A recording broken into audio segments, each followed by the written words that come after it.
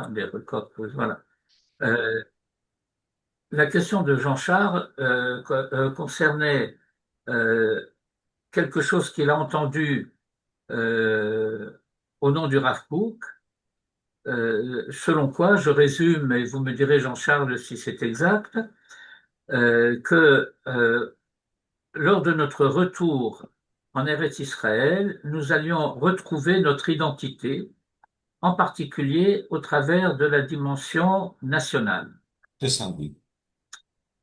Et il demandait, est-ce qu'il y a une idée comme ça chez le Rav Kook? Alors je commençais par répondre que les grands d'Israël, le Rav Kook, Manitou, tous les autres, n'ont pas des idées. Ils sont en situation d'avoir la responsabilité de formuler pour leur temps et pour leur génération, et quand je dis pour leur génération, ça veut dire aussi pour les générations à venir à partir d'un certain temps, à partir d'un certain stade, d'une certaine situation, de formuler donc pour leur temps les enseignements les plus traditionnels d'Israël. Or, il existe un enseignement très classique, mais qui a été en particulier formulé d'une manière très ferme par Maïmonide dans le Sefer HaMitzvot à propos de la mitzvah de Kiddush HaChodesh.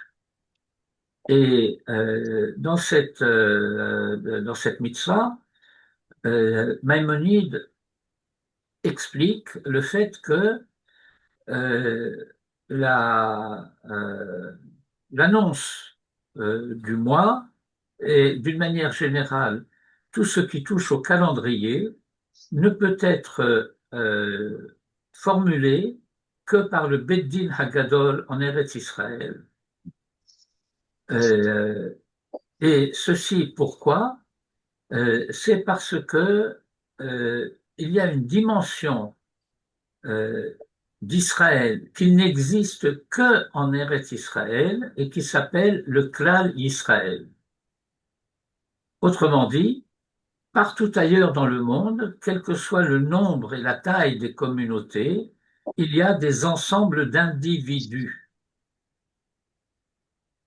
Et c'est d'ailleurs l'une des raisons pour lesquelles, lorsque vous considérez la littérature traditionnelle en Chutz La'aretz, les grands livres entre guillemets de pensée ou de morale, s'adressent à l'individu. Et il y en a quelques-uns euh, qui émergent de cet ensemble et qui précisément se particularisent par le fait que eux s'adressent à la collectivité d'Israël et parlent de et pour la collectivité d'Israël. Pour n'en citer que quelques-uns, Rabbi Yehuda Halevi, euh, Rabbi Yoshaya Horowitz, le Shlach HaKadosh, le Maharal, le Pri Tzadik et quelques autres. Je ne vais pas les citer tous, mais ils sont très particuliers de ce point de vue-là. Or, qu'est-ce que cela veut dire que le clan Israël n'existe qu'en Eretz Israël? Maïmonide le formule d'une manière très extrême en disant, en substance, que s'il n'y avait en Eretz Israël qu'un minyan de 10 juifs et que tout le reste du peuple se trouverait ailleurs, à Dieu ne plaise, eh bien ces 10 juifs seraient eux le clan Israël et tous les juifs en dehors du pays seraient des ensembles d'individus qui se regroupent selon des intérêts culturels, sociaux, économiques, tout ce que vous voulez, mais le klal n'existe qu'en Eretz Israël. Le klal Israël, c'est ce que dans notre vocabulaire contemporain, nous associons à la dimension nationale. La collectivité d'Israël en tant que nation. Et la conscience nationale est comment dirais-je, une dimension inséparable de l'identité d'Israël, et c'est elle qui, dans les siècles derniers, en particulier à partir de la Révolution française et des guerres napoléoniennes, mais ça avait déjà commencé un petit peu plus tôt, quelques dizaines d'années auparavant, en Autriche.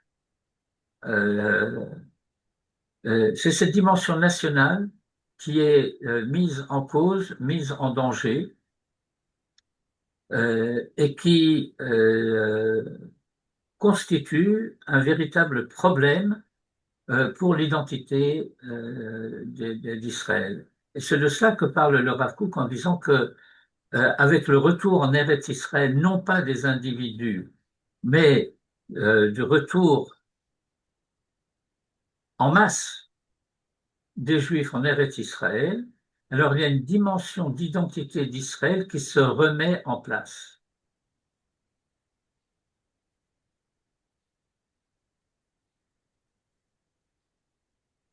Est-ce que ça répond à votre question? Oui, oui, oui. Est-ce que juste me donner une référence ou que je puisse essayer d'étudier seul? Ou est-ce qu'il apparaît? Dans Porota Tchouva, je crois qu'il en avait un peu parlé, non? Eh bien, écoutez, ça dépend quelle édition de Orot Hatchouva vous avez. Ah, Mais dans les éditions plus récentes, euh, a été rajoutée en particulier une lettre que le Rav Kook a écrite, adressée au Rav Harlap, qui était un Talmid Travers, euh, grand sage, qui a écrit lui-même une quantité de livres et qui était l'un des premiers Raché Yeshiva du Merkaz arabe. Dans laquelle le Rav écrit, entre autres, que si quelqu'un de nos jours entreprenait d'écrire un ouvrage à propos de la Teshuvah et ne tenait pas compte du retour d'Israël à sa terre, il ne pourrait rien dire de vrai à ce sujet.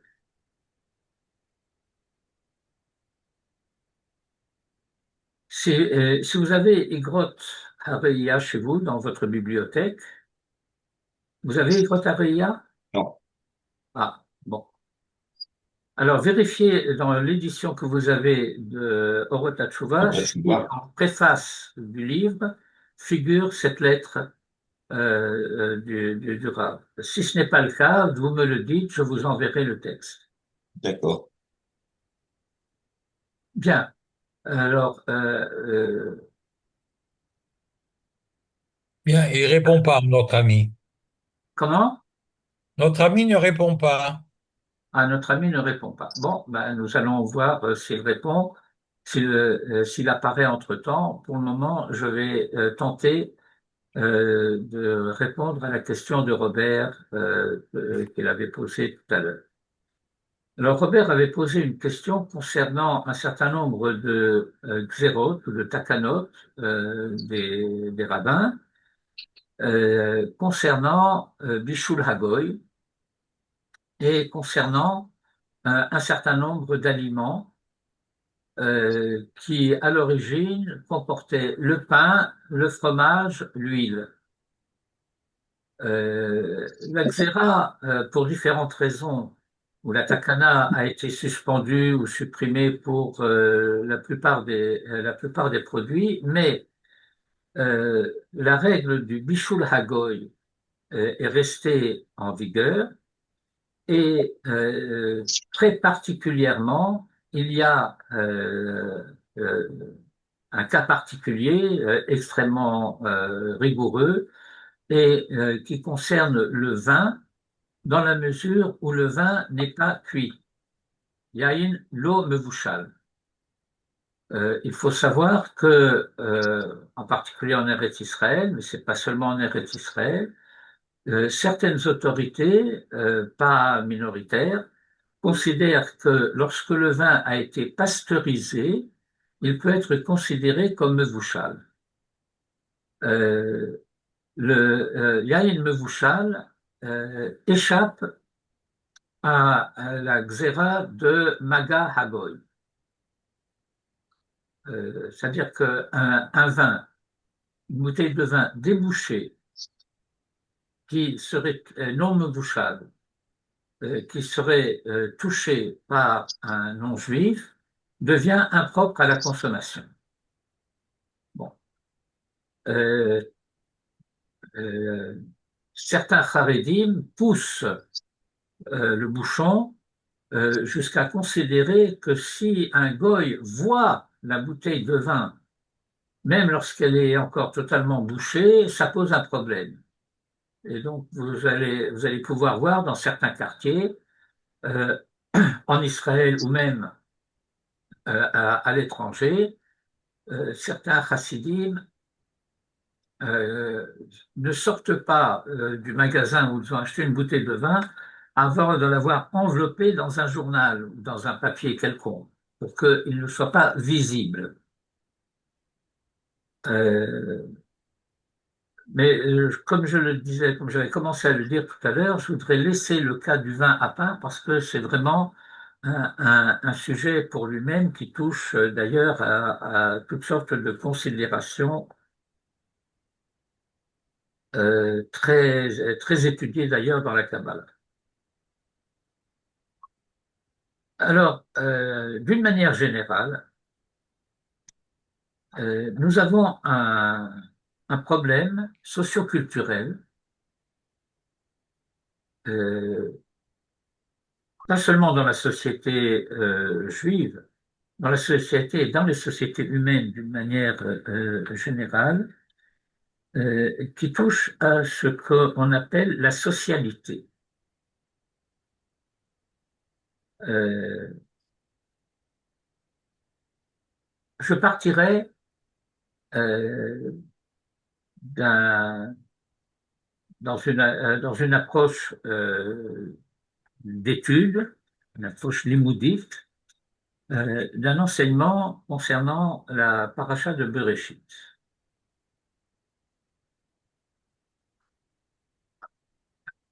Ça risque de nous prendre un peu de temps, et donc cela risque d'empiéter sur notre étude des Pirkei Avot que nous avons laissé de côté déjà depuis plus d'un mois et demi, et j'ai la nostalgie d'y revenir. Mais vous avez posé une question et vous avez droit à tout ce que je peux apporter comme réponse. Merci, Arabe. Alors je commence très loin. À la fin du chapitre 4 de Bereshit, après le récit de Caïn et Abel et des généalogies de Caïn, la Torah nous dit que euh, Adam et Ève ont repris leur relation commune. וידע האדם עוד את אשתו, ותהר ותלד בן, ותקרא את שמו שת, כי שת לי אלוקים זרע אחר תחת הבל כי הרגו קין. C'est le verset. Et donc, nous constatons deux choses. La première, c'est que c'est la première fois que le mot ben apparaît dans la Torah. Autrement dit, Caïn et Abel, qui sont des enfants d'Adam et Ève, n'ont pas été appelés fils. Il n'a pas été dit à leur sujet, elle enfanta un fils, elle l'appela ceci ou cela. Non, elle a enfanté Caïn. Et constat, Kaniti Shatachem. Et puis cela continue, va Tosef la ledet et Achiv et Havel. Et puis il se passe ce qui se passe. Abel est tué, Caïn est banni, et dans la suite des généalogies de Caïn, apparaît un personnage qui s'appelle Lémer, et la Torah nous dit que Lémer a pris deux femmes, Ada et Tzila, et que de ces deux femmes, il a eu quatre enfants. Yaval, Yuval, Tuval, Caïn et Narama. Bon, c'est une étude pour elle-même. La Torah nous donne leur profession et tous ceux qui se penchent à partir de là. Et le Midrash raconte la chose suivante. Tubal Caïn, qui est présenté comme un forgeron, a forgé la première arme. Et il propose à Lémer d'aller essayer ce joujou particulier qu'il vient de fabriquer. Et alors ils partent dans les champs, il y a des buissons, et le Midrash nous dit que Lémer est aveugle. Et donc, il tient l'arme que Tubal-Caïn lui a mis entre les mains, et Tubal-Caïn l'oriente, le dirige à droite, à gauche, en haut, en bas, etc. Et puis on voit quelque chose qui bouge dans un fourré, il tire, Tubal-Caïn s'approche, et il dit à Lémer, oh, c'est Papi Caïn. Autrement dit, la première arme forgée par un descendant de Caïn a tué le premier assassin. Sur quoi, de saisissement, Lémer étrangle Tubal-Caïn. Et il s'adresse ensuite à ses femmes, parce que le Midrash explique que ces femmes ont décidé qu'elles ne voulaient plus avoir de relations avec lui, de relations sexuelles. Alors, il leur adresse un poème. Ada v'tzila sheman kolin shelemer ha'azina imrati ki shcharakti le pitsi ve'yeled le chamburati. C'est très joli, c'est très poétique. Voilà. J'ai tué un homme pour ma blessure et un enfant pour ma meurtrissure.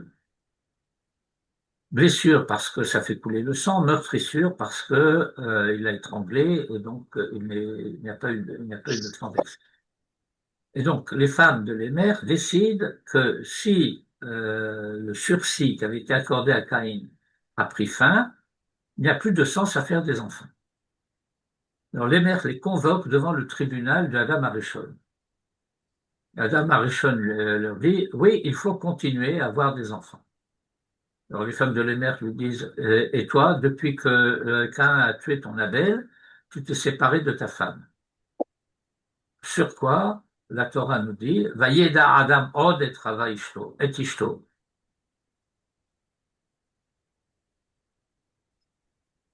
Et à ce moment-là apparaît le terme de Ben.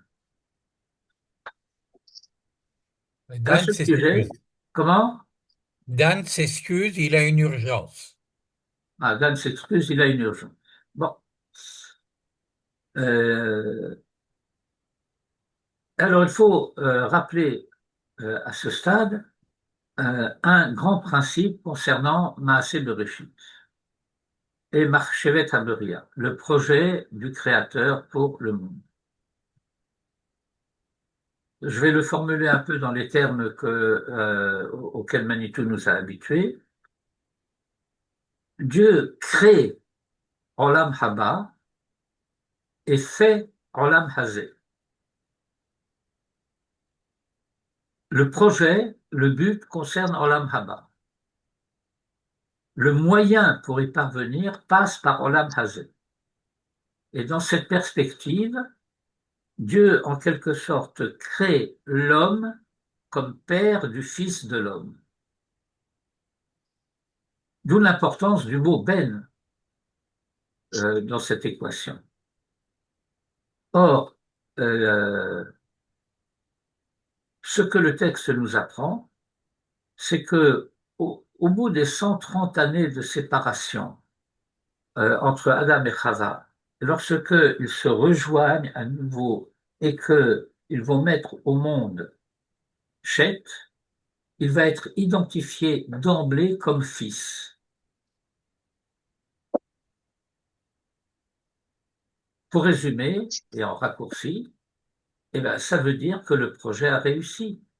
Le Fils de l'homme est né. Dans d'autres circonstances, on aurait dit il est né le divin enfant. Mais c'est vraiment le divin enfant. Dans la suite du texte, cette lignée sera appelée Bnei HaElohim.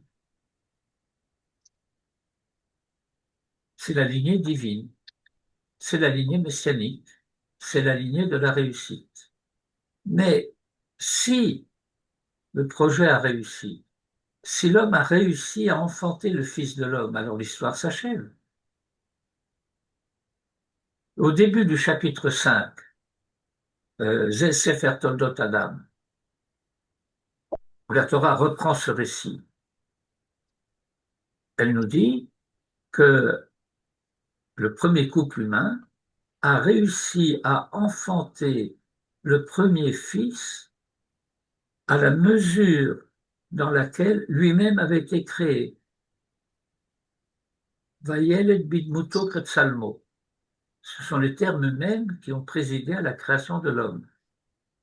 Elokim et Adam, Betsalmo, Betselem Elokim barato, bidmut. Et donc, si l'homme engendre bidmuto ketsalmo,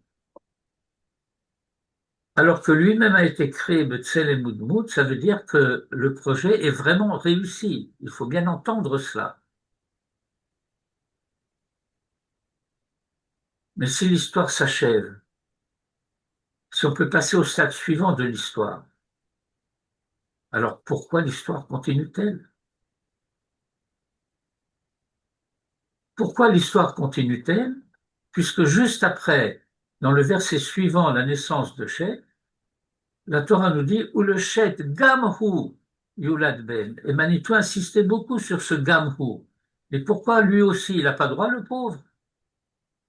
Ça veut dire, et à Chet aussi, il naquit un fils. Eh bien, c'est la surprise. Parce que si l'histoire s'achève, l'histoire des engendrements est achevée, il n'y a plus de naissance. Mais voilà que ce n'est pas le cas. Et Hachet aussi naît un fils, et il va s'appeler Enoch, ce qui en hébreu signifiera l'individu, alors que Chet apparaît comme étant vraiment une identité très universelle. Et le verset s'achève curieusement en nous signalant Azuchal lepo b'shem Hashem. Verset ambigu, il faut voir le commentaire de Rashi. Il décrit en termes très brefs et très denses le problème qui se pose à cette génération. En effet, pourquoi l'histoire doit-elle continuer? Eh bien, l'histoire doit continuer pour une raison qui est très simple en vérité. C'est que le projet du Créateur ne concerne pas la lignée messianique, elle concerne l'universel humain. Universel humain dont cette lignée messianique est responsable. Or, entre-temps, toute une lignée humaine est apparue, celle de Caïn. Il y a toute une humanité qui est déjà présente, mais c'est une humanité qui est sur une pente descendante, une humanité en faillite.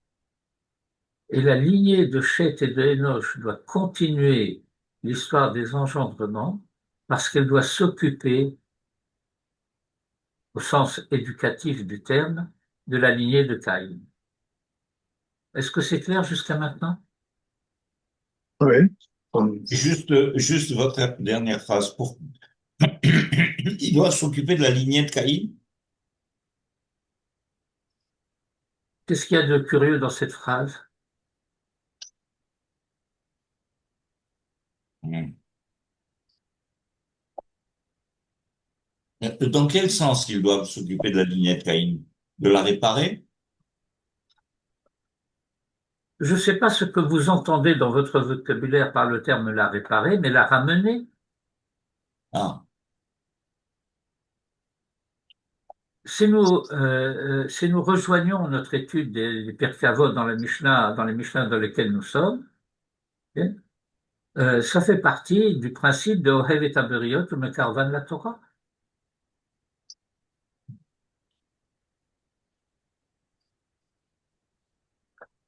C'est une lignée en faillite. Le fait que cette lignée est en faillite est désigné par les noms des personnages qui naissent dans cette lignée.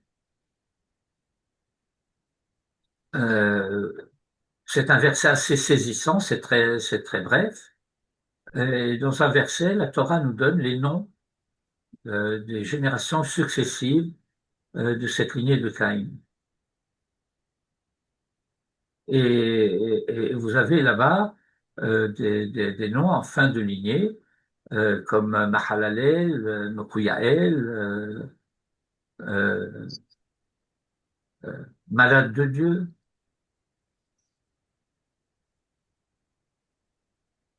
C'est une génération en décadence et qui aboutit à une société extrêmement problématique, ce que Manitou désignait comme étant le commencement de la société fonctionnelle. Les personnes ne sont plus désignées que par leur métier, leur fonction. Et ça aboutit à une société meurtrière.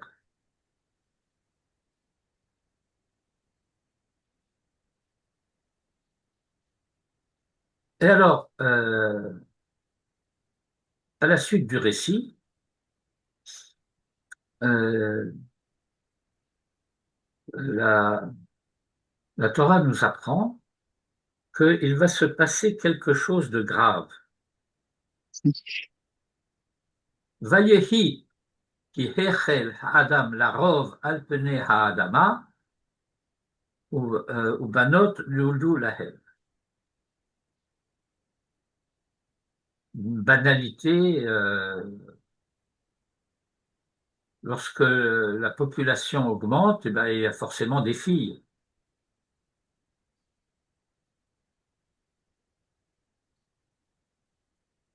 Vayiru bnei ha'Elohim et benot ha'adam, et les bnei ha'Elohim, qui désignent la lignée de Shet et de Enoch, ont vu les filles de l'homme, qui désignent la lignée de Caïn, qui tovot henna, ah ben elles sont belles, elles sont bonnes, elles sont bien, c'est des filles bien ces filles-là. Vayikru lahem nashim mikol asher bachar. Et donc voilà ce que la Torah décrit à ce moment-là, c'est le fait que les deux lignées, la lignée de la faillite et la lignée de la rédemption, se mélangent. Et c'est la catastrophe. Parce que le principe de l'éducation, c'est qu'il faut que l'éducateur soit suffisamment proche, parce qu'il doit comprendre, il doit connaître celui qu'il doit éduquer, mais il faut qu'il soit aussi suffisamment séparé, suffisamment éloigné pour que il n'y ait pas de confusion des genres. Et c'est ce principe de la proximité et de la non-confusion qui est à l'origine de ces takanot des Chachamim concernant la socialité. La socialité est possible. Je peux inviter des non-juifs à ma table, mais c'est moi qui fais la cuisine.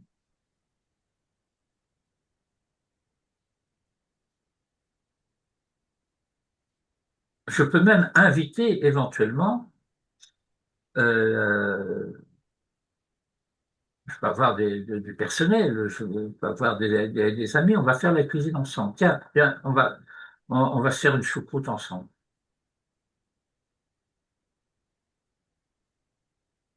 Et toi, tu vas préparer ceci, moi je vais préparer cela, etc. Et alors, il y a une chose très particulière concernant Bichou Lagoy. Il suffit que j'ai allumé le feu, que j'ai allumé le four, que j'ai touillé la soupe pour que ce ne soit plus Bichou Lagoy. Ça veut dire qu'il suffit qu'il y ait une participation active de ma part à un stade quelconque de la préparation pour que ce ne soit plus considéré comme Bichou Lagoy. Ça veut dire pour que cela ne tombe plus dans le cas du risque envisagé du mélange des genres.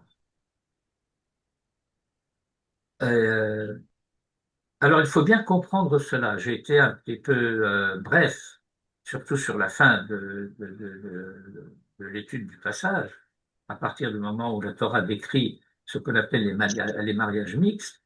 Mais c'est à ce moment-là que la décision est prise par Dieu dans 120 ans le déluge. Lo yadon ruchi ba'adam od b'shegam ubasar, v'hu yamav 120 shana. V'hu yamav 120 shana, ça veut pas dire qu'il va vivre maintenant 120 ans, ça veut dire un sursis de 120 ans jusqu'au déluge si ça se répare pas. Et ça se répare pas. Au début de Parashat Noach que nous lisons cette semaine, eh bien, nous voyons que les choses ne font que s'aggraver. Ki yishrit kol basar et darpo, à partir du mélange des genres entre Bnei Elohim et Benot Adam, alors il y a comme une espèce de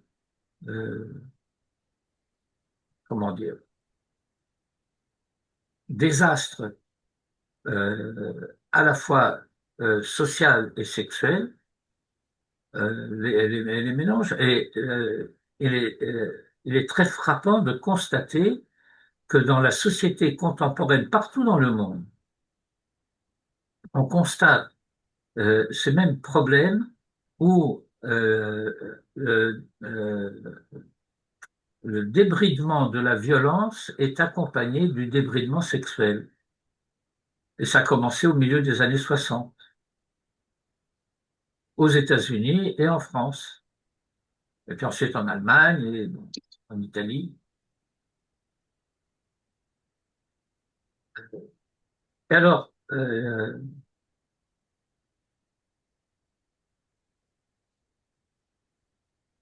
le problème consiste à savoir mettre en place des relations, je dirais, amicales, fraternelles, voire même le cas échéant, mais il doit être bien clair que eux, c'est eux et nous, c'est nous. Il faut que cela soit clair pour nous et que cela soit clair pour eux. Alors, lorsque, par exemple, nous constatons de la part de beaucoup de gens très bien intentionnés et très bienveillants, qui parlent de la civilisation judéo-chrétienne, ben, ça fait partie du mélange des genres. Ça n'existe pas, la civilisation judéo-chrétienne. Ça n'existe pas. Il y a une société chrétienne qui s'inspire, après les avoir phagocytés d'un certain nombre de textes qui appartenaient aux Juifs, mais qu'ils ont déviés, déformés, vidés de leur substance et remplis d'une substance étrangère. Et ils appellent ça judéo-chrétienne parce que c'est juif à l'origine. C'est pas juif à l'origine, c'est divin à l'origine. Mais ils ont répudié ce Dieu-là. Ils s'en sont choisis un autre. Alors, il y a donc là encore une confusion extrêmement regrettable. Et en général, cela vient d'Afka, de gens très bien intentionnés, qui ne sont même pas des ignorants d'ailleurs, mais qui n'ont pas eu l'occasion d'apprendre en quoi cela consiste, la différence entre les juifs et les chrétiens. Oui, ils savent qu'il y a des différences de croyance, il y a des choses, moi j'aime ça, mais ils n'ont rien compris à ça. Ils n'ont pas vraiment compris.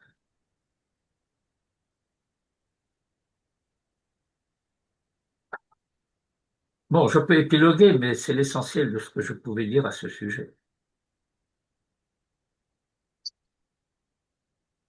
Cela dit, vous avez parfaitement le droit de reposer des questions et puis je peux essayer de préciser.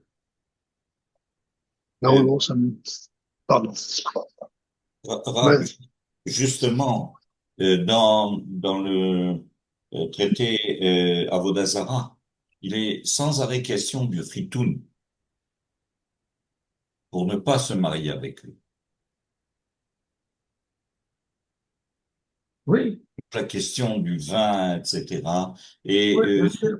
nous qui avons vécu en Hauts-la-Reste, peut-être pas tellement vous, parce que vous avez vécu dans des communautés juives où tout était juif autour de vous, mais nous qui avons vécu dans le, disons, dans la civilisation française, et on a été obligé d'être excessivement dur. Moi, je me souviens, j'étais excessivement dur sur toutes ces questions de vin, de nourriture, et on a fait passer ça à nos enfants.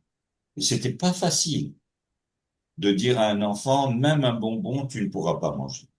C'était très difficile, mais grâce à Dieu, les miens ont Bah, vous savez, percé.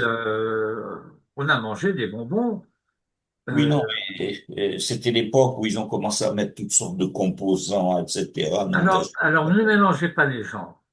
Ce à quoi vous faites référence maintenant, c'est un problème de Cache-route. cache-route.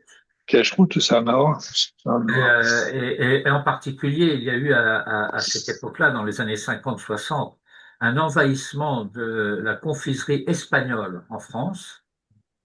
Et la confiserie espagnole elle comportait toutes sortes de produits de graisse animale, etc. Mais ça n'a rien à voir avec Michou Lagoy. Et je le pense fait que que ça j'ai va. et le fait que j'ai grandi dans un environnement juif, ça ne veut pas dire que la grande majorité des gens qui étaient autour de moi n'étaient pas des goïms. Oui, quand même, vous étiez protégé. Enfin, j'étais protégé. Bon, bah, c'est une bonne nouvelle pour moi d'apprendre maintenant que j'ai été protégé. Euh, mais non, je vous assure, euh, c'était pas non plus un ghetto, et c'était pas idyllique. Et je me souviens en particulier dans la communauté où j'ai grandi précisément, qui est la communauté de la rue de Montevideo. Euh, Chez nous, on disait montez vite et haut. Communauté de la stricte observance, comme je disais, et le rabbin devait expliquer, c'est une communauté orthodoxe, n'est-ce pas? Et le rabbin devait expliquer à toute la communauté pourquoi il n'acceptait aucune invitation à déjeuner ou à dîner chez personne.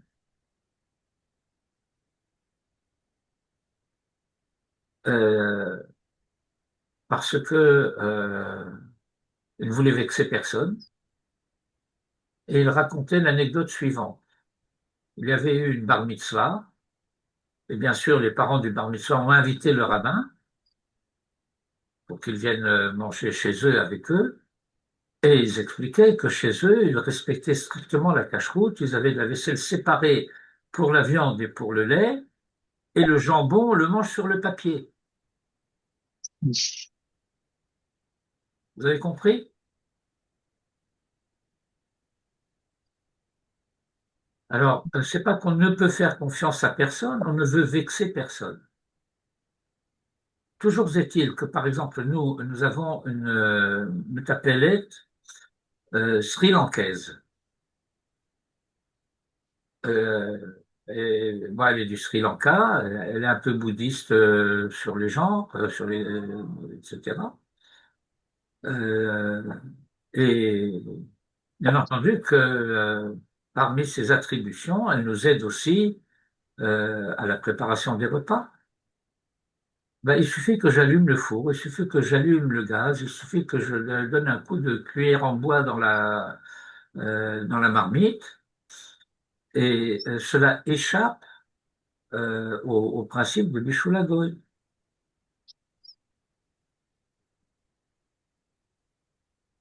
J'ai des souvenirs très précis.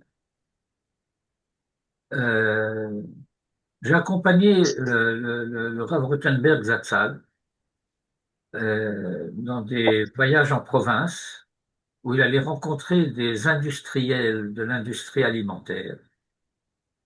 Euh, Après avoir étudié le mode de fabrication, bah, c'était seulement des légumes, il n'y avait aucune matière grasse d'aucune sorte qui était entrée dans la composition, etc. Et donc, cela rentrait dans la catégorie des produits qu'il pouvait lister comme produits surveillés, même s'ils ne portaient pas d'indication de Tachat Gara, etc., mais que lui donnait sa caution. Et simplement, à chaque fois que les machines avaient été arrêtées, eh bien, il nous donnait un coup de fil, et puis quelqu'un de la yeshiva allait sur place pour remettre en marche les machines. Euh, Tôt le matin, un des bakourim de la yeshiva sortait pour aller chez le boulanger du coin, je sais pas, c'est à 3-4 heures du matin, pour allumer le four.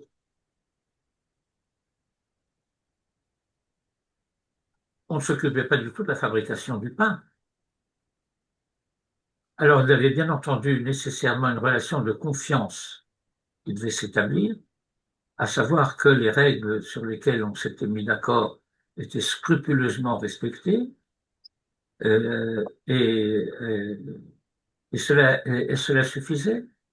Alors, le respect de ces règles, c'est cela qui exprime très exactement ce principe que j'énonçais tout à l'heure, euh, d'une proximité dans la socialité avec une distance respectée de part et d'autre.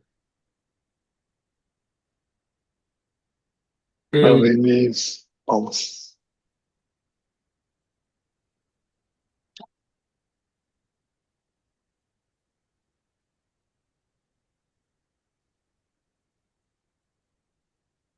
Je vous ai coupé, hein, bon, excusez-moi.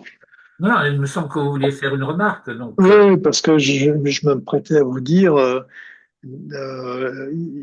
je peux l'accepter si on dit que c'est un rock, mais si on regarde ça avec pragmatisme, je vois pas en quoi le fait d'allumer un four à 4 heures du matin et ensuite désintéresser complètement de tout ce qui se passe après, et même d'ailleurs, si je peux me permettre, hein, de mettre un coup de cuillère dans la casserole qui est en train de cuire, et puis ensuite la philippine ou l'indienne continue à faire à manger. Je vois pas en quoi ça joue sur la socialité. Autant, autant non, non, al- ne mélangez pas les genres. L'allumage du four et le coup de cuillère en bois dans la soupe, etc., ça ne joue pas sur la socialité, ça joue sur le principe de Bishul Hagoy. Et le principe de socialité, là où il intervient, ça veut dire que nous avons là un modèle de communauté, c'est-à-dire de vie en commun, qui est fondé à la fois sur une confiance que les règles seront respectées et sur une distance. Euh, c'est- euh, euh, la Sri Lankaise en question, elle mange à notre table. Elle participe à la vie de la famille. Bien entendu, elle a des tâches qu'elle accomplit avec scrupule et conscience, mais elle n'est pas tenue à l'écart. On ne lui dit pas, toi tu manges dans la cuisine. Bien entendu, si elle veut se faire un plat, elle, d'une recette sri-lankaise, très très épicée, et qui vous arrache la bouche, et qu'elle se la mange dans la cuisine, elle est parfaitement libre de le faire. Mais les repas du Shabbat, les repas de fête, ce qu'on prend à table tous ensemble, elle est avec nous.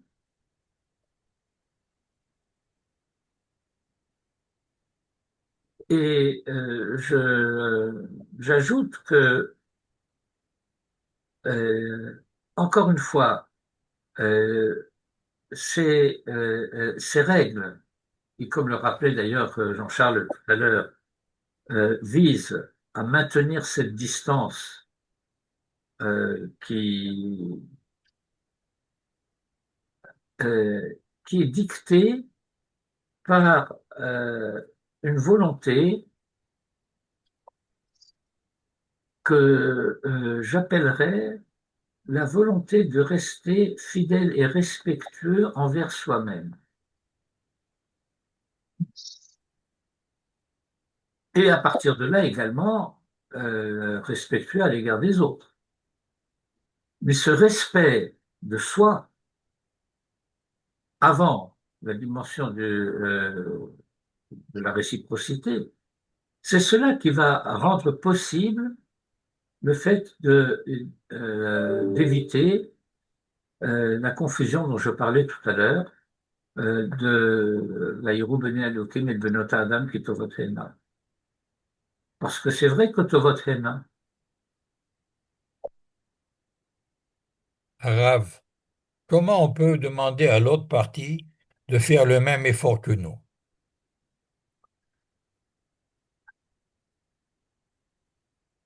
Qu'est-ce qui les attire chez nous? bon, ça il faut leur demander à eux ce qui les attire chez nous. Mais ce que nous pouvons leur demander, comme je le disais il y a un instant, c'est de nous respecter. Je te respecte, tu me respectes. J'ai des règles, j'ai des principes. Si vous me permettez, Raph, c'est pas du respect, c'est de la tolérance. On les tolère et puis on accepte qu'ils nous tolèrent. On les tolère, là. On n'est pas en train de parler de respect. On est Pourquoi? justement en train de leur dire, vous restez chez vous et moi chez moi, parce que si jamais on se rencontre, Mais on ma n'a pas fille dit du tout, vous restez chez vous et moi je reste chez moi. C'est pas ce que j'ai dit. j'irai pas manger chez vous parce que si jamais je vais manger chez vous, ma fille va épouser votre fils, hein, ou l'inverse. Mais je Bon. n'ai jamais dit ça. Mm. Mm. Et j'ai pas dit que leur fils ne pouvait pas venir déjeuner chez nous. Mm. Et que le fils et la fille étudient ensemble à la fac. Mais la question qui se pose, c'est est-ce que l'un et l'autre savent qui ils sont? Alors, évidemment qu'il y a un problème d'éducation à la base, bien entendu. Grave, même quand vous savez qui vous êtes et qu'il y a les beaux yeux d'une jeune fille, c'est très difficile. On n'a jamais dit le contraire. J'ai essayé dans ma communauté de dissuader beaucoup de jeunes de se marier. Je peux vous dire que j'ai eu aucune réussite. Et j'ai pris le problème de tous les côtés, par tous les, Mais je n'ai jamais dit, écoutez, moi, et je ne suis pas venu proposer des recettes dont je ne dispose pas. Je n'ai pas dit qu'il n'y avait pas de problème. J'ai essayé de répondre à ce qu'était la oui, préoccupation des takanot, des rachamim, concernant les choulagoy et concernant un certain nombre de produits, comme encore une fois les fromages, l'huile, le lait. Bon. Alors, dans les sociétés occidentales, où la régulation a fait que certains produits ont disparu du marché, vous ne trouvez pas dans les commerces en France, vous pouvez en trouver ici ou là dans les campagnes, mais vous ne trouvez pas dans les commerces, d'une manière générale, du lait d'ânesse ou du lait de jument. Mais dans un certain pays, par exemple du Maghreb, vous trouvez du lait d'ânesse, vous trouvez du lait de chamel, c'est très fréquent, c'est très courant. Et donc il y a des, comment dirais-je, euh, des réglementations, mais là, ça concerne en particulier la cache-route, et bien sûr, les deux domaines se touchent, concernant le lait, le fromage, le pain et l'huile. Euh, mais moi, l'expérience que j'ai eue, parce que dans mon expérience professionnelle en France, pendant plus d'une dizaine d'années, euh, j'étais bien entendu connu comme un juif pratiquant, et une partie de mes clients, c'était des goïs, très goïs.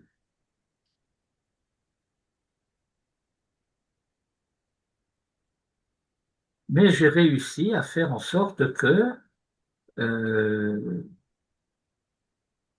je ne sois pas toléré, mais respecté. Même à l'armée, même quand j'étais à l'armée. Je pourrais vous raconter, je peux écrire un livre sur mon expérience militaire en France.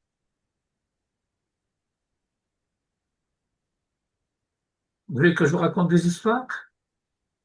Vous nous en avez raconté, elles ont toujours été très, très intéressantes et pour vous dire, je comprends que vous ayez été respecté parce que vous êtes quelqu'un d'exceptionnel.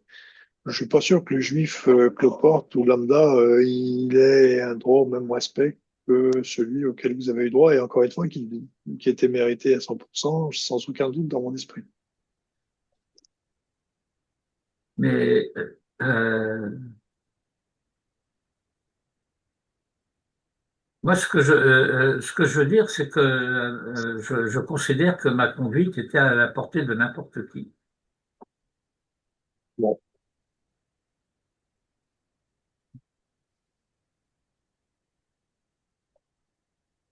Euh, top.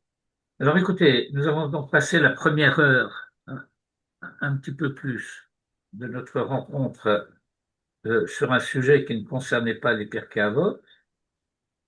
Mais est-ce que vous voulez reprendre les Pirkei Avot? alors est-ce qu'on peut pas considérer que c'est du moussard? C'est toutes ces takanotes, etc. Ah, Un petit peu, non?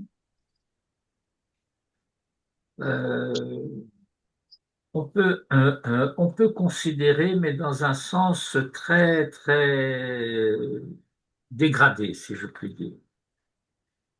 C'est bien ça mon problème. Non, euh,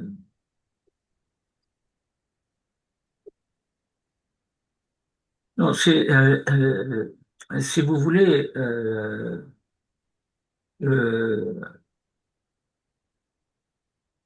la tradition, la culture, la sensibilité juive ont une très haute idée de la notion de moussard et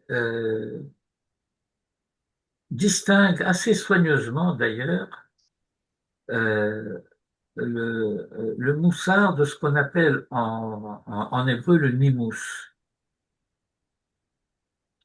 Alors ça s'apparenterait davantage au nimousim qu'au moussard. Les nimousim, c'est ce qu'on pourrait traduire en français par les mœurs.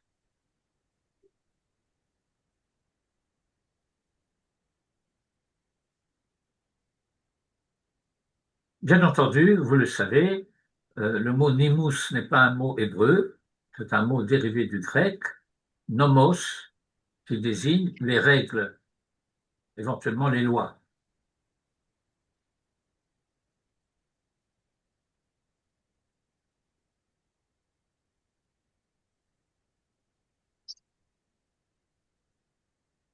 Il y a d'ailleurs un terme qui a donné lieu à pas mal de confusion, un terme en hébreu, à cause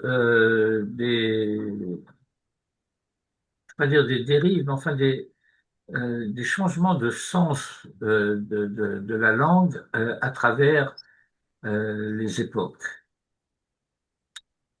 Vous avez un livre de Sadia Gaon qui s'appelle Emunot Vedeot. Vous avez dans le Mishneh Torah de Maïmonide, qui est postérieur de 2 siècles à peu près à Sadia Gaon,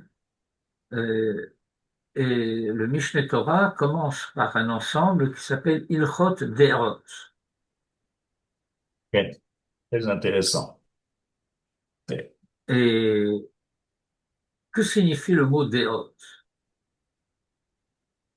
Alors, étant donné qu'il y a une similitude entre De'ot et Yedia, Dea, Dara, on a tendance à appeler ça la connaissance. Euh, mais les dérotes, c'est beaucoup plus proche de ce qu'on appellerait en français les opinions que les connaissances. Dérotes, c'est pas darat. C'est pas les midotes. Pardon? Ce serait pas les midotes. Non, non. Encore une fois,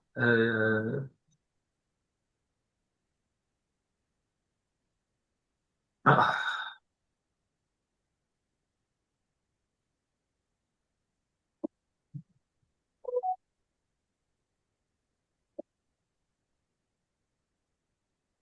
les midotes, c'est quelque chose qui détermine l'identité de la personne. Mais je dirais qu'une personne n'est pas nécessairement déterminée par ses opinions.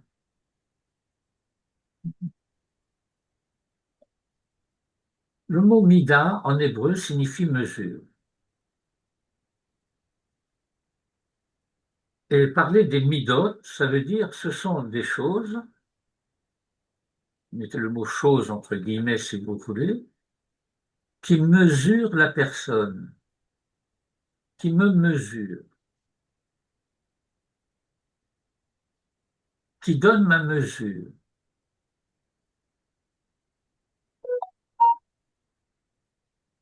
En bien et en mal. Il y a des midot tovot et des midot raot. Les midot, c'est pas nécessairement des vertus, ça peut être des vices.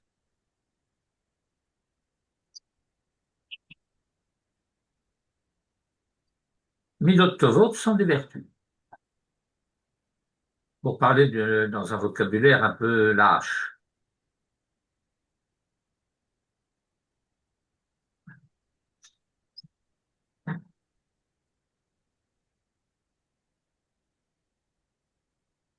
Bien.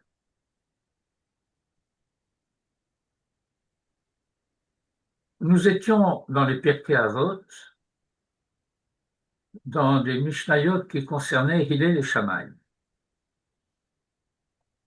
Et les premières Mishnayot que nous avons commencé à étudier décrivaient les vertus de Shammai, pardon, les vertus de Hillel, et nous recommandaient en quelque sorte euh, de nous rendre semblables à Hillel, euh, en particulier, nous est donné comme modèle Aaron, le Kohen Gadol. Et la Mishnah des Pirkei Avot nous demande d'être comme des élèves, des disciples de Aaron, Ohev Shalom veRodev Shalom, Ohev et Haberiyot uMekarvan la Torah. Ohev Shalom, qui aime la paix, veRodev Shalom, et qui poursuit la paix, Ohev et Haberiyot, qui aime les créatures, uMekarvan la Torah, et les rapproche de la Torah.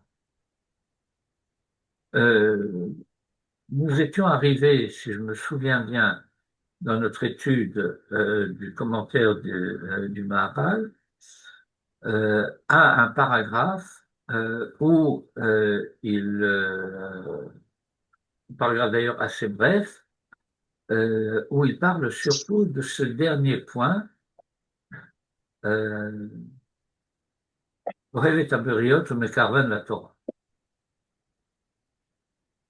Je ne sais pas dans quelle mesure vous avez eu l'occasion au cours des dernières semaines, pardon, de faire des révisions, de reprendre ces cours ou de ne pas les reprendre.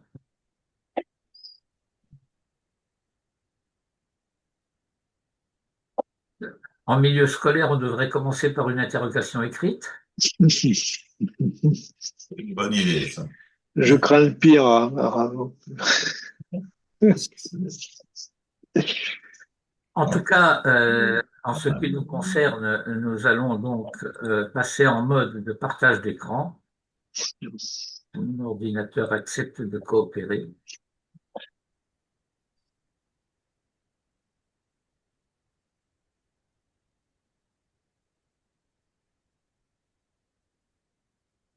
Alors, moi, j'ai fait aussi un peu de shiur et baït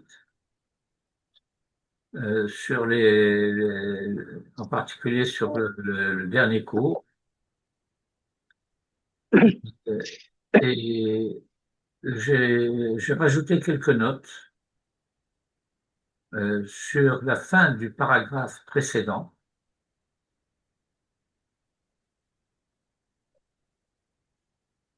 Et alors, je reprends un petit peu plus haut pour rappeler un petit peu un certain nombre de choses qui devraient éveiller des souvenirs dans votre mémoire. Euh, et le, le Maharal explique dans ce passage concernant le fait de poursuivre la paix, c'est le principe selon lequel euh, la poursuite des mitzvot, la pratique des mitzvot exige célérité, empressement. Euh, tout se passe comme si, euh, dans l'existence terrestre, eh bien, nous sommes soumis d'une manière générale à l'emprise du monde physique, ce qui veut dire surtout à l'emprise du temps. Nous sommes sujets au temps et sujets du temps.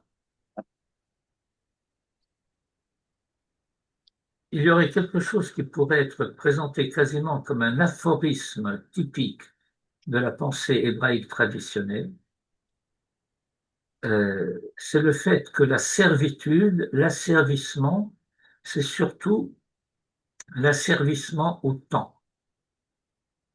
Le serviteur, l'esclave, c'est quelqu'un dont le temps ne lui appartient pas.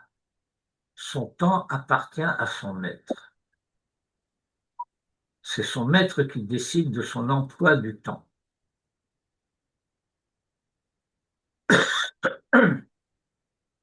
Et dans la mesure où l'homme juif se veut être serviteur d'Hachem, alors cela signifierait que son temps est réglé par la volonté divine. Or, le monde divin échappe au temps. Il est en dehors, au-dessus du temps.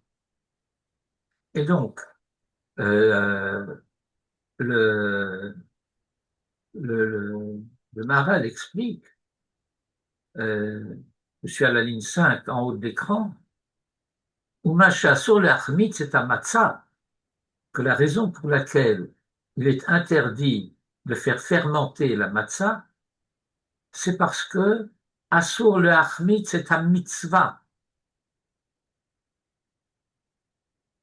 Le Achmit, c'est un mitzvah, ça veut dire laisser la mitzvah reposer comme une pâte qui va fermenter, mais c'est la raison pour laquelle, en hébreu, il y a une donnée socioculturelle qui signifie que le Hachmitz, qui littéralement signifie rendre Chametz, signifie en hébreu dans le langage coutumier en hébreu, raté, manqué.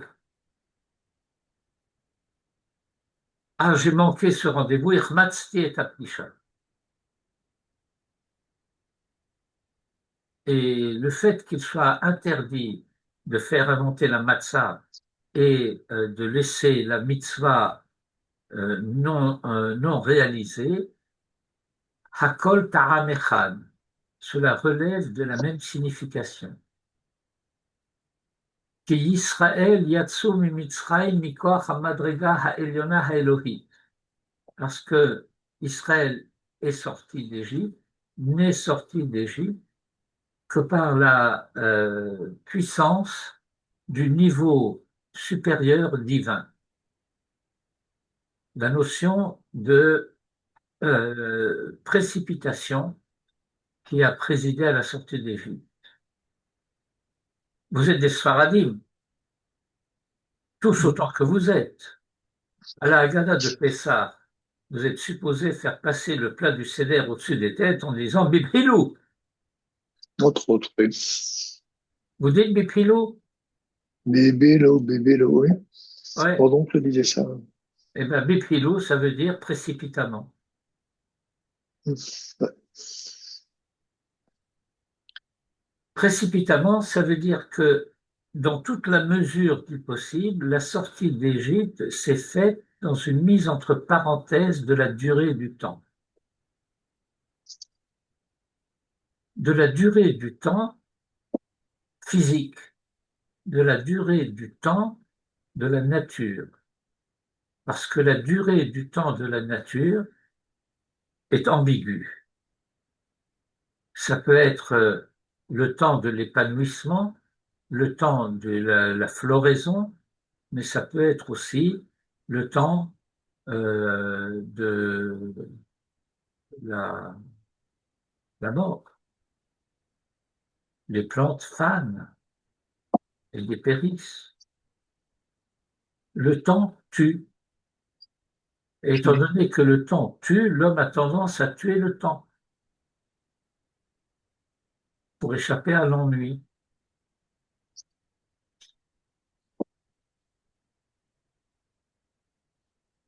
Yatsu mimitzrayim mikoach hamadriga ha'elyona ha'elohit she'en ba shehiyat zman, qui ne comporte pas de durée temporelle, klal, du tout.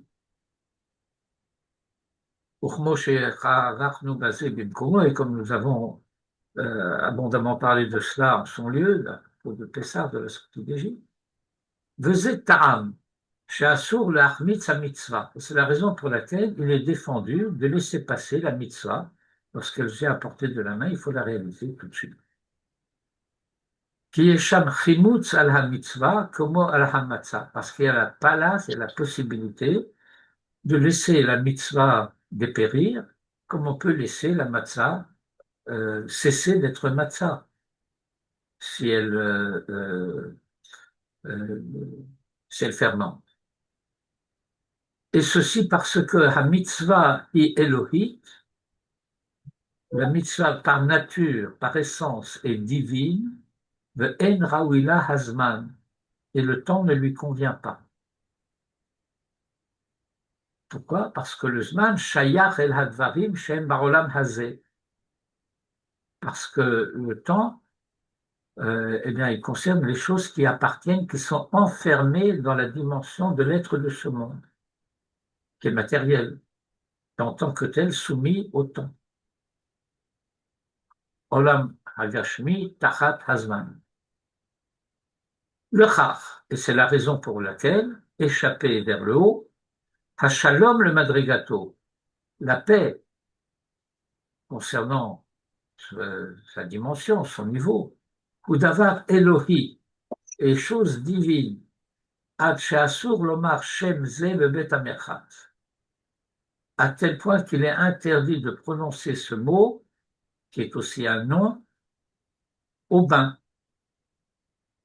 Au bain, quand on est nu, on va rencontrer une connaissance, et puis on va lui dire bonjour. On n'a pas le droit de lui dire shalom. Ad ki amrou, de sorte que nos maîtres ont enseigné, dans ma Masechet Shabbat, page 10b, qui Shemo Yidbarach Nikra Shalom. Shalom, c'est un des noms divins. Le Zeu Shamar, Eve Rodef Shalom, Velo Shiatzman. Et c'est la raison pour laquelle il faut poursuivre la paix. Et poursuivre, ça veut dire sans attendre, sans laisser le temps passer. Et aussi le gamerer que possible.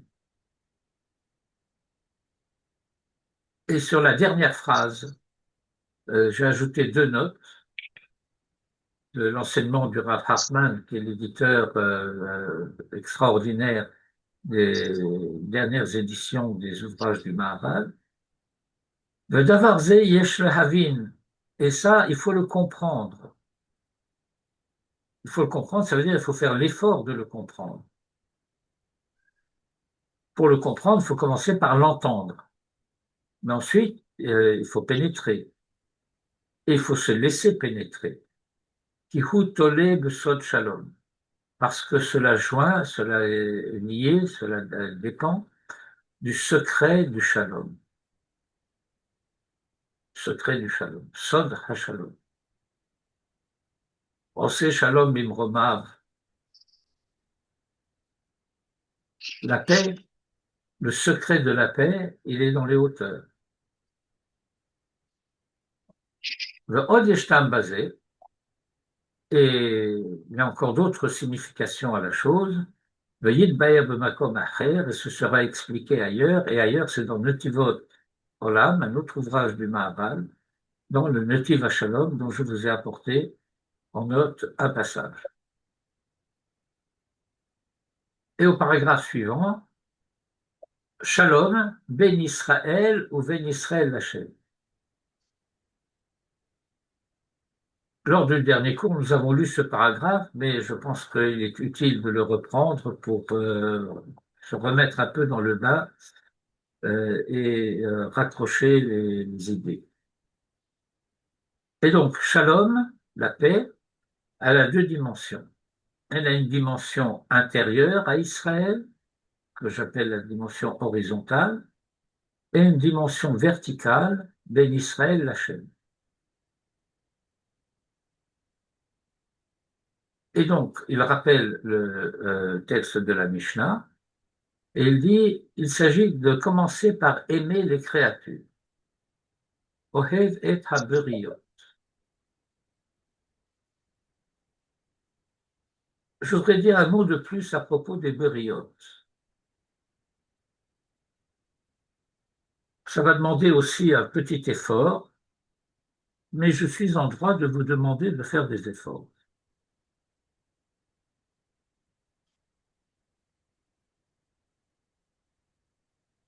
En hébreu traditionnel, nous avons 2 termes pour désigner les créatures. Vous les connaissez?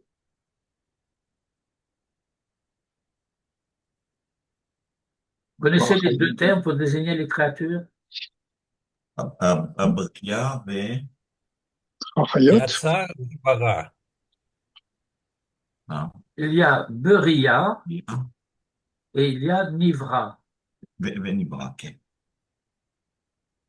Pour dire les créatures, je peux dire les Beriot et je peux dire les Nivraïm.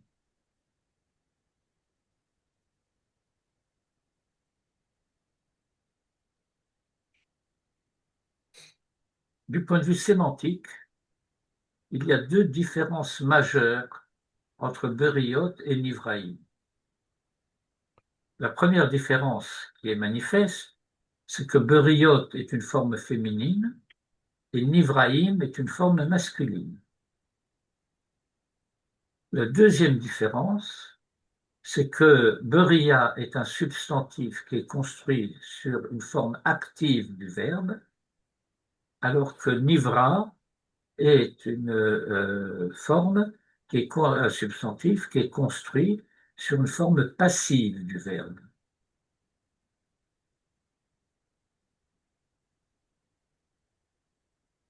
Une des conséquences de ces différences, surtout de la deuxième, c'est que la Beria est toujours, en quelque sorte, dans le contexte des phrases, le complément d'objet du verbe qui désigne le fait qu'elle ait été créée. Alors que la forme passive du substantif transforme cet objet en sujet.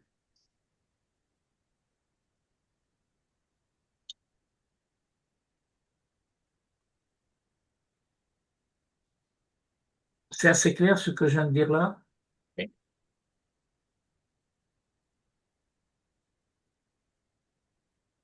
La différence entre la forme féminine et la forme masculine, j'y ferai référence à travers l'enseignement qui nous est donné par le Rav Ashlag, euh, grand commentateur quasi contemporain. Il est mort en 1954. J'ai eu la chance et le privilège de pouvoir étudier un peu avec son fils, le Rav Shlomo Binyamin. Et il se trouve que c'est aussi quelqu'un avec qui Manitou a étudié. Ils avaient des parcours éloignés mais parallèles. Euh, c'est pas trop surprenant. Euh, alors, le Rav Ashlag explique que euh, le Créateur crée les créatures en vue de leur bonheur, pour leur donner du bien. C'est l'intention du Créateur quand il crée les créatures. Et bien que je le dise d'une manière très abrégée, je pense que c'est quand même compréhensible.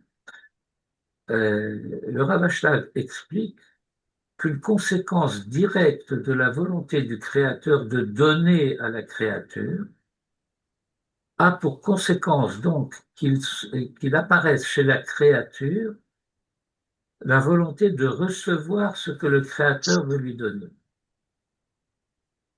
À savoir que, dans le langage du Rav, le Ratson le Hashpia du Créateur, la volonté de donner du Créateur, génère chez la créature une dimension qui n'existe pas chez le Créateur et qui est le Ratson le Kabel. Ça va jusque-là?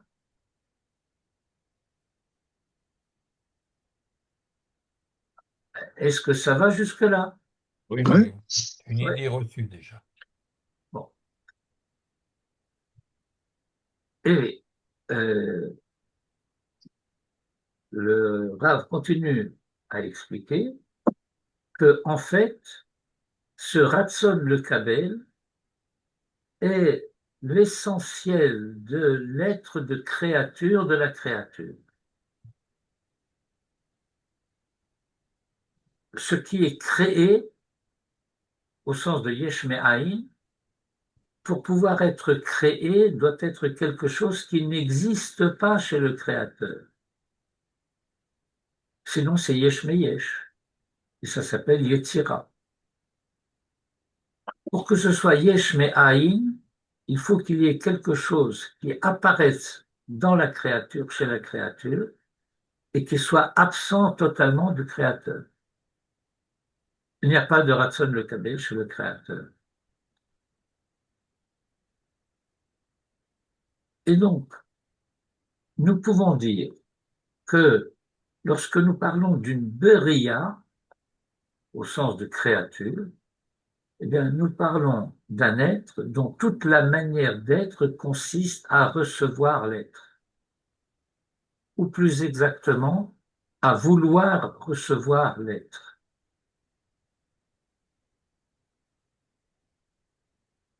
C'est l'état de nature de l'être de créature.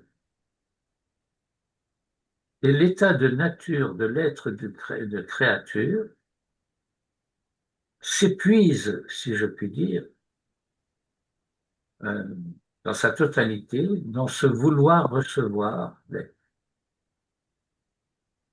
Autrement dit, il y a nécessairement, par nécessité de nature du fait de l'être créé, une dimension que j'appellerais d'égoïsme, puisque ce vouloir recevoir s'apparente aussi au vouloir être, et c'est pas tellement parce qu'il y a un désir de possession, mais parce que le fait d'être dépend de cela. Je ne suis que dans la mesure où je reçois l'être.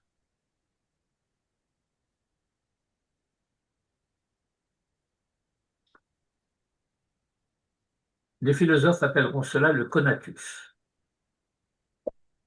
vouloir persévérer dans son être. Mais cet état de nature de l'être de créature en tant que recevant l'être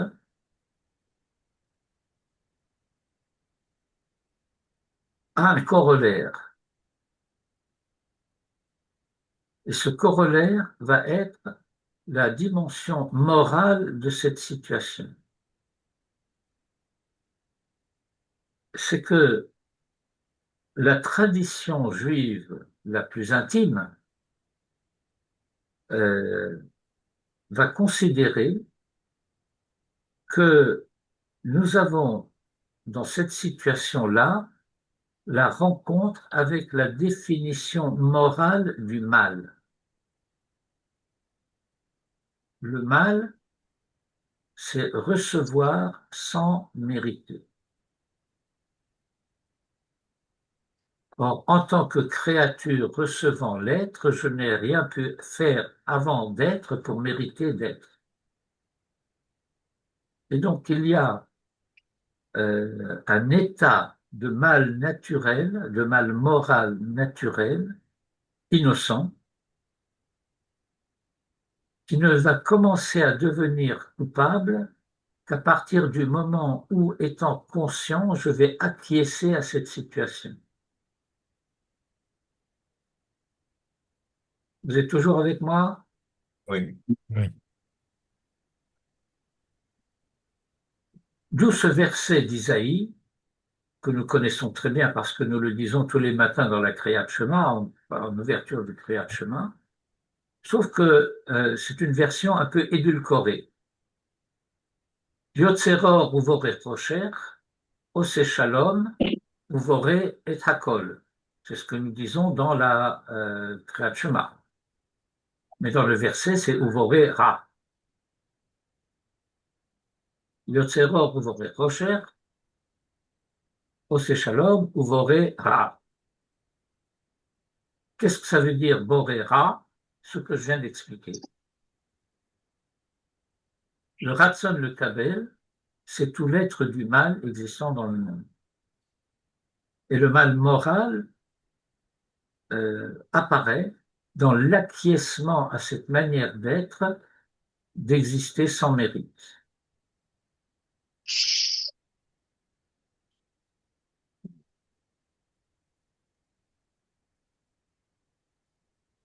Et cette manière d'exister, en tant qu'être recevant l'être et rien que cela, être recevant l'être et voulant recevoir l'être, dans le vocabulaire du Rav, Ratson le Kabel, Almenak le Kabel, recevoir pour recevoir, c'est ça que la tradition va désigner comme étant la dimension féminine de l'être.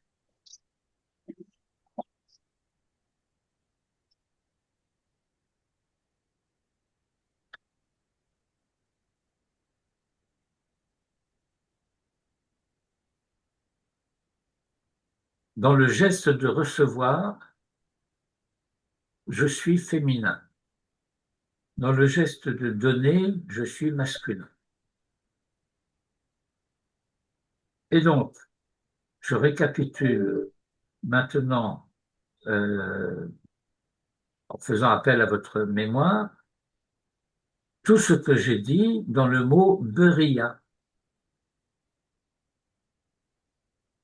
dans sa dimension active, dans le geste de recevoir, et dans le fait d'être être recevant l'être, donc féminin, et sans mérite.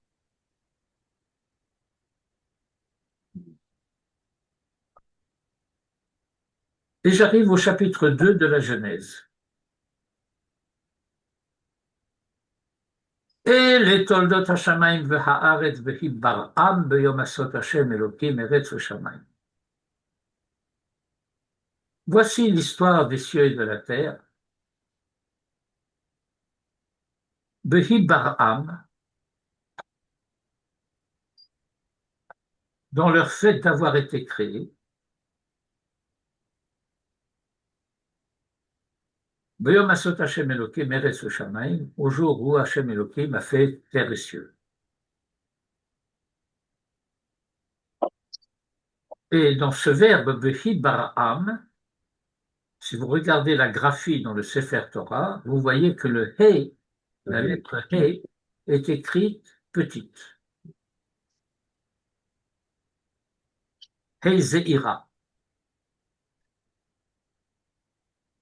À chaque fois qu'il y a une graphie différente d'une lettre, soit qu'elle soit plus grande que les autres, soit qu'elle soit plus petite que les autres, plus grande que les autres comme le Bet de Bereshit, ou comme le Raïn de Shema, ou comme le Dalet de Echad, eh bien cela veut dire qu'il y a la place pour différentes manières de lire. Quand la lettre est écrite petite, cela indique de façon indicielle, ce que le mot indique veut dire, qu'il y a une manière de lire en faisant abstraction de cette lettre. Par exemple, le Aleph Zeira du début de Vaïkra. On nous explique que Moïse, par modestie, ne veut pas se présenter comme quelqu'un qui est appelé par Dieu, alors il ne veut pas écrire le Aleph. Alors Dieu va l'obliger à écrire le Aleph. Parce que s'il n'écrit pas le Aleph, le verbe va s'apparenter à la forme qui est utilisée pour Bilham, Vayekar Elohim el Bilham, ce qui signifierait Dieu s'est aventuré chez Bilham, c'est Mikré, c'est Kéri, c'est impureté. Alors Dieu lui dit, mais ça ne va pas. Toi, c'est Vaïkra. Alors Moïse a écrit le Aleph parce qu'il était forcé, mais il a écrit petit parce qu'il était humble.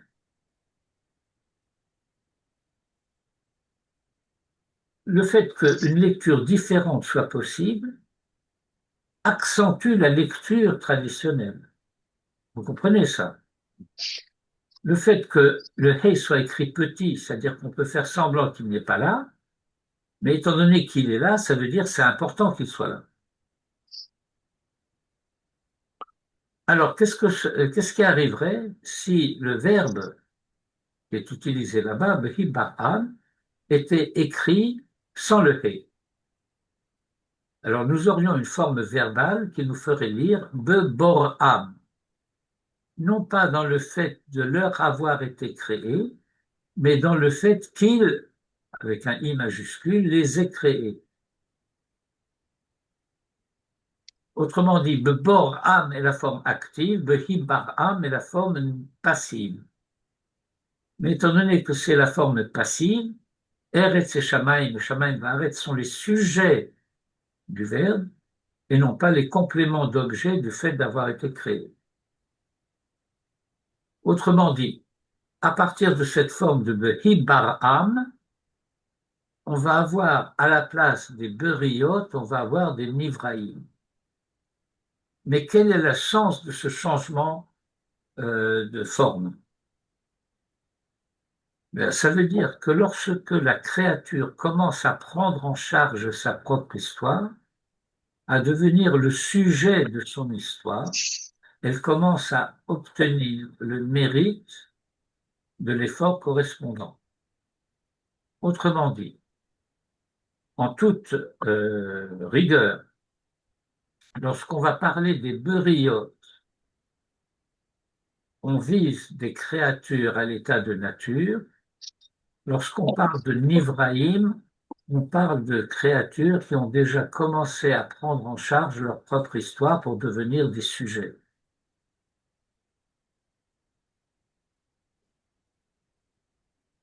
Et lorsque le texte de la Mishnah ici, lu rigoureusement, nous dit Beriot, ça veut dire qu'il s'agit d'aimer des créatures qui ne sont pas aimables.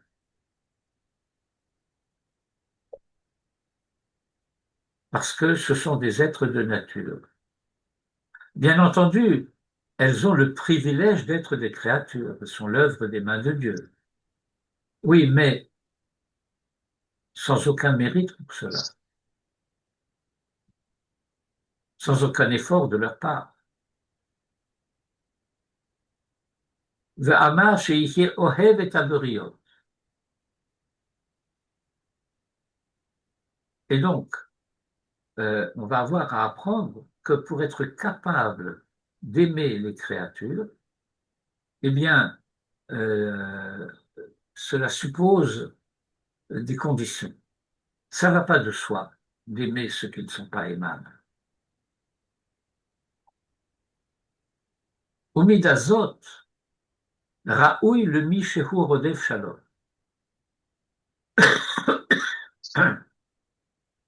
Alors le Maharal explique que cette vertu, en l'occurrence cette mida, et en l'occurrence ici c'est une vertu, convient à quelqu'un qui est Rodef Shalom. C'est-à-dire que si dans l'identité de quelqu'un, dans la manière d'être de quelqu'un, il y a cette recherche éperdue de la paix, cela implique la possibilité de l'amour pour autrui. Pour autrui comme autrui. Que le texte désigne ici comme beriot, des créatures. Parce que cela implique, c'est être Rodef Shalom, Shehu Mekacher et Haberiot ad Shehem Echad. Que le fait d'aimer les créatures consiste à les unir, à les unifier, de telle sorte qu'elles soient unifiées.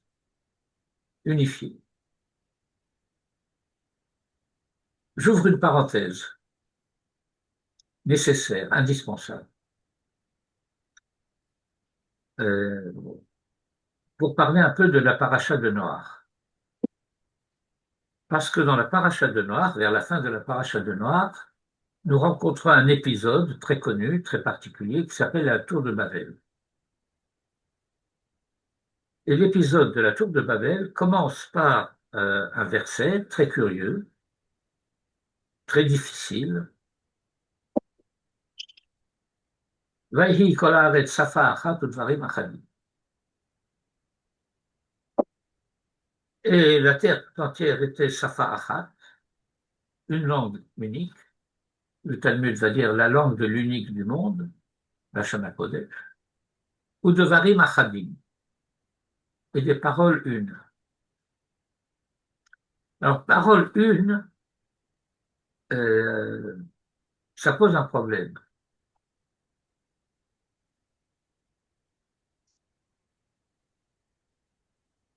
Si le verset nous dit Safa achat ou dvarim achadim, cela signifie qu'il n'est pas,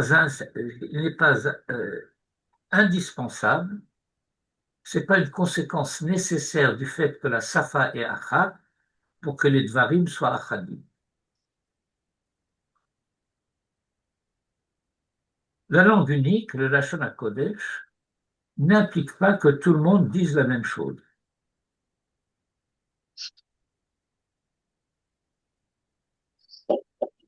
La langue unique n'implique pas qu'il y ait un monolithisme culturel, socioculturel, moral.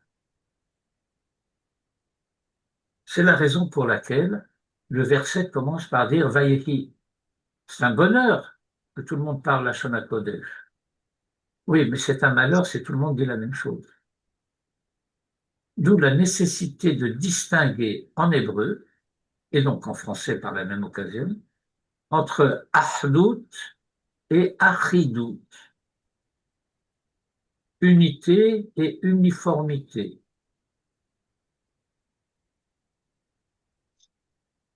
Une langue universelle qui s'impose à tous, de telle sorte que tout le monde ne puisse plus dire que la même chose, c'est le totalitarisme. Quoi? J'ai pas entendu. C'est le totalitarisme. Ah, Or, que veut enseigner Hillel? Ben, Hillel et Shammai, nous les connaissons bien. Ils sont en permanence en discussion. Ils semblent n'être jamais d'accord. C'est pas totalement vrai. Ils sont parfois d'accord. Et ils s'aiment. Et donc, ils sont le modèle de Machloket le Shem Shammai, comme nous l'apprenons au chapitre 5 des Pirkei Avot. Et le fait que, bien que nous n'aimions pas la Machloket par principe, nous sachions qu'il existe une Machloket le Shem Shammai, et cette Machloket le Shem Shammai, en fait, nous l'apprenons de l'histoire de Maaseh Bereshit. La première Machloket le Shem Shammai, c'est quoi? La séparation du deuxième jour. Oui, c'est la séparation des eaux d'en haut avec les eaux d'en bas qui fait apparaître le firmament, et Dieu va appeler le firmament ciel, Vaikra Elohim la Rakia Shamaim, et par conséquent cette machloket de séparation entre les eaux d'en haut et les eaux d'en bas, c'est littéralement machloket le Shem Shamaim. Par Une définition. séparation pour permettre de faire apparaître le ciel, pour rendre possible le ciel. Et cela est nécessaire parce que cela est nécessaire pour que la terre sèche apparaisse. La terre sèche, la terre sur laquelle vont être situées toutes les créatures qui vont être créées dans les jours à venir. Bon, tout ceci pour dire que lorsque nous disons Mekacher et Abriot Atchem Echad, ça veut dire qu'il y a entre les créatures unité, ça veut dire amitié, ça veut dire amour, ça ne veut pas dire uniformité. Et à plus forte raison, Mikol Sheken, Shehu Ohev et Haberiot, Veihi Echad im Haberiot. Que pour faire en sorte que les créatures s'aiment les unes les autres, il faut que moi-même j'aime les créatures. Ce qui est le cas de Aaron. On a expliqué amplement dans les paragraphes précédents à quel point cette fonction du Kohen Gadol implique cette conduite de la part de Aaron. Et il faut rappeler, malgré tout, c'est que ce n'est pas la fonction de Kohen Gadol, de Aaron, qui induit cet amour des créatures, c'est l'amour des créatures qui rend possible le fait que Aaron soit Kohen Gadol.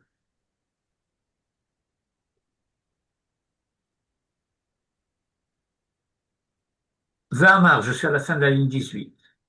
Ume karvan la Torah, et il les rapproche de la Torah.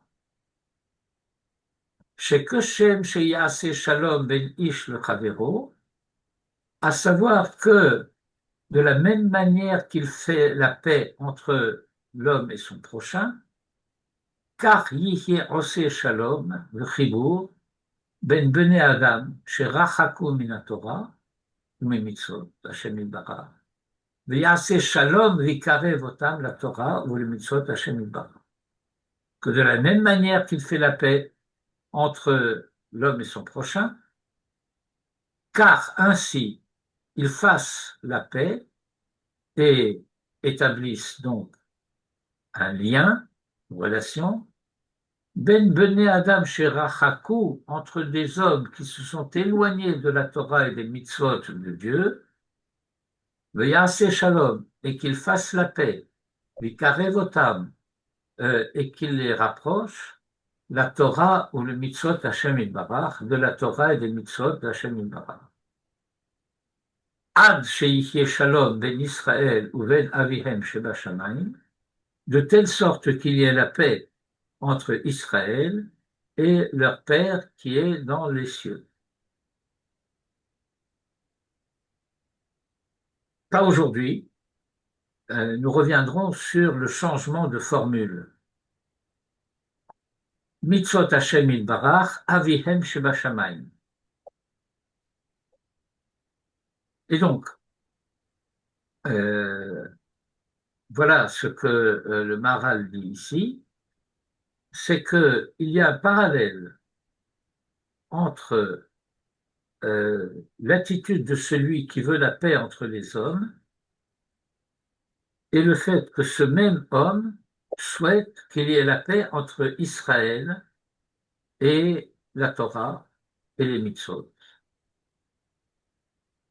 Le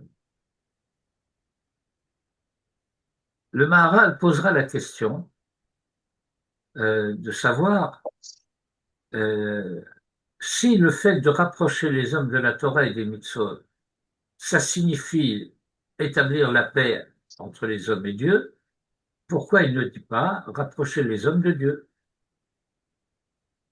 Vous voyez, Yaseh Shalom, Vikarev Otam, la Makom. Pourquoi la Torah et le mitzvot? Alors il va avoir à expliquer que le seul moyen de rapprocher les hommes de Dieu, c'est de les rapprocher d'abord de la Torah et des mitzvot. Et c'est extrêmement important de comprendre cela, parce que vous aurez beaucoup de discours qui vous diront le contraire, à savoir que si vous rapprochez les hommes de Dieu, vous allez les rapprocher de la Torah. Et il s'agit de comprendre à quel point c'est inexact. Et que la formule Ose Shalom, Vikarev Otam, la Torah ou le mitzvot Hashem Yitbarach, Ad sheyichye Shalom ben Israël ben avihem shevasham, de telle sorte que devienne possible la paix entre Israël et celui qui aura à ce moment-là à être reconnu et pourra être reconnu comme avihem shevashamayim.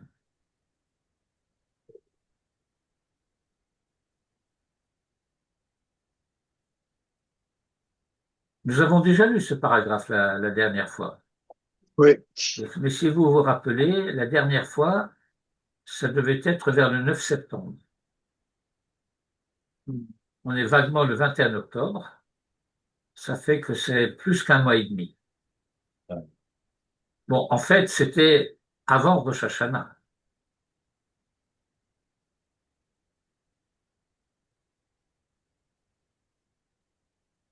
Bien avant Rosh Hashanah. Nous avons eu 2 cours, si je me souviens bien, avant Rosh Hashanah, consacrés à Rosh Hashanah et à la Tchouva. exact. Le Alors, 16 septembre, on a fait un cours sur Rosh Hashanah. oui. Ouais. Et il Et faut alors, que je je vais remonte vous au 9 envoyer. septembre. Ouais, au 9 Ouais, septembre. ouais. Bon, je vais vous envoyer le texte de cette édition mise à jour, puisque vous avez les 3 notes que j'ai rajoutées. Et je vous invite donc à relire le paragraphe. On s'arrête ici au milieu. Pardon, de le relire jusqu'à la fin. Et vous pouvez lire les notes instructives, intéressantes. Si je ne les avais pas jugées intéressantes, je ne les aurais pas rajoutées. Rav, est-ce que vous pouvez nous envoyer aussi par un autre codex tout le texte depuis le début de l'étude sur le Pirkei Avot? Si vous l'avez dans un codex unique. Je ne l'ai pas dans un codex unique, mais je peux les réunir dans un codex unique. Ça va être un petit peu volumineux. C'est possible. Mais vous avez le texte des Pirkei Avot, non? Oui. Mais j'ai aussi le texte du Maharal, mais dans une édition assez compliquée, pas une édition pas claire. Ah, bon, Si c'est possible. c'est possible. C'est possible. Ça peut prendre un petit peu de temps pour que je rassemble tous les fichiers en Bien un sûr, je seul. comprends. Je comprends. Alors, entre-temps, eh bien, écoutez, je vous dis donc Chodesh Tov U'Mevorach Merci beaucoup, Rav. et Hemshech Shavua Tov et Shabbat Shalom. Shabbat shalom. Toda rabba.